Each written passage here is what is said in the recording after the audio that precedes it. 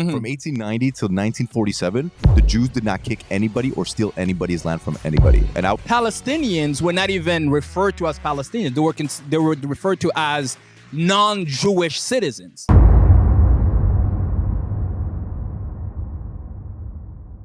Being the most dangerous commentary show on Beyonce's internet comes with its own set of challenges.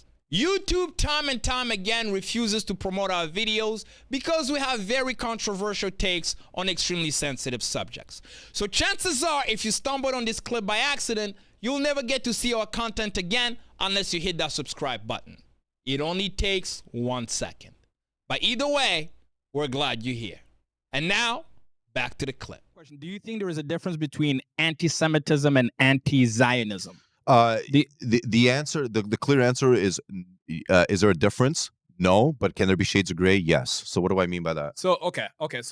So just for the people to understand, so anti-Semitism obviously is the open hatred of Jewish people just for being Jews. Anti-Zionism is the idea of against the state of Israel. Against the state of Israel itself, existing, right? Yeah. Right. Essentially, what you're doing is that when you're saying that you're an anti-Zionist, meaning that you believe that the Jews do not have a right to their own self-determination. They do not have a right to have their own protection, their own. But you mentioned something, right? Like so right. for because do you see how? For a Palestinian farmer who lived on that land, whose family lived on that land since the 1st century, 19 centuries later, all they see is this migration of, because back then they were looked at as quote unquote just white people coming in and colonizing some more when we were promised freedom, quote unquote, right? Sure. So do you see how it's possible for somebody to observe that way when they tell you that you have to now cede your farm to a group of quote unquote what they think is Europeans actually coming in? Yeah.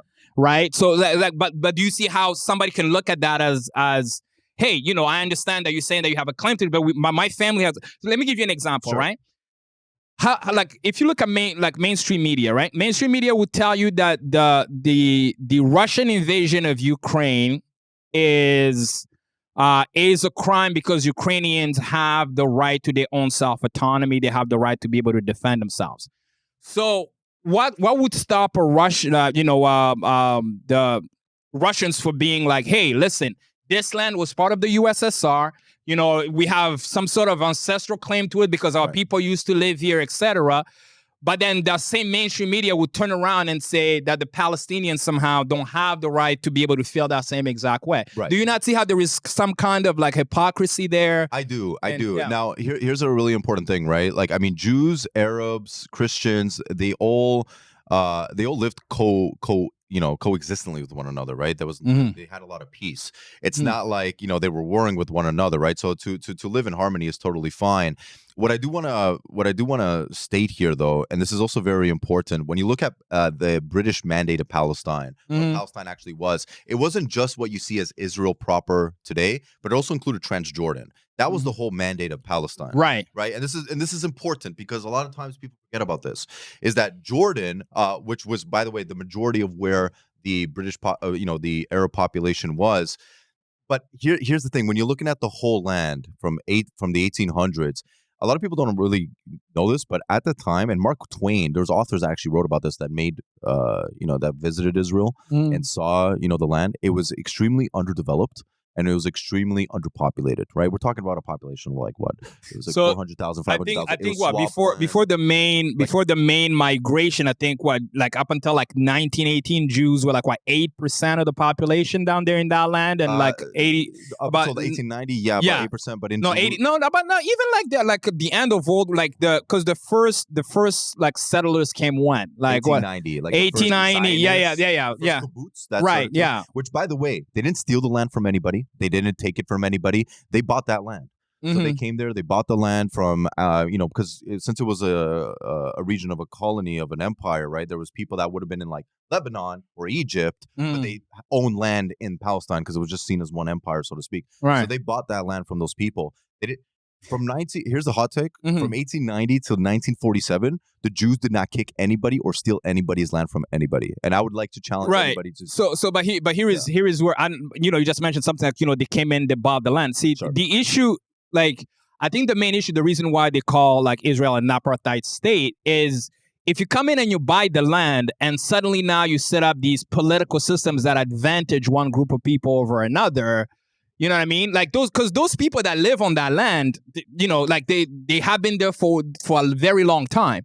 So the problem is not coming in and kicking them out. It's coming in and making their day-to-day life extremely difficult, right? You see what I'm saying? Yeah, I see what you're saying. Right? Like, you can come in and you buy the land, but now if you tell me as your neighbor that you are entitled to certain rights that I'm not entitled to, which is a fact. We can't deny the fact that, the especially very prominent people at that time that were running the state of Israel clearly said that the state of Israel is there to advance Jewish interests more than anything else, right? Which is understandable to a certain way. But do you also see how, even if you came in and you bought the land, well, I mean, this is where my whole family has lived forever. So now you're telling me that there are certain rights that this group of people that just moved in is entitled to and that I'm not, even if you bought the land and you have the title and all these type of things. But the political system being instilled is going to create a lot of issues because some people are going to feel put upon. Yeah, no, I get where you're coming from. But and I do want to say this, and I wish that we can actually pull up like a map or something. Maybe we can do this on yeah, we can do that. Thing.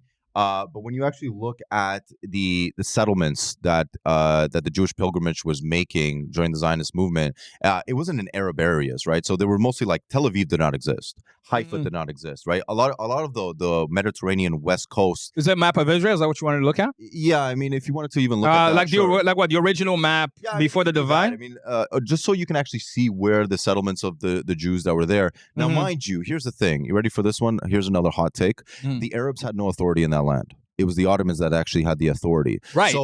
And when it comes to political systems, it wasn't Jewish political systems, right? It was the Ottomans' political systems and it was the British political systems up until the point that the state of Israel was actually established. And in 1948, when they actually declared independence, they said that all we've declared independence for a Jewish state, and all other, whether Arabs, Christians, Muslims, will be naturalized into the country. They will have full citizenship. They'll have full equal rights. They will not be discriminated against or anything like that. They will have full but if you look at the Balfour Declaration, though, even in that declaration before everything began, Palestinians were not even referred to as Palestinians.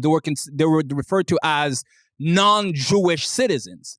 You know what I mean? So they were told, because the idea is they were told that, hey, you will have your quote-unquote human rights. But for example, there was no voting rights for Palestinians in a Jewish state, right? They couldn't vote. They couldn't take like governmental positions or anything like that. Unless they became Israeli. Now.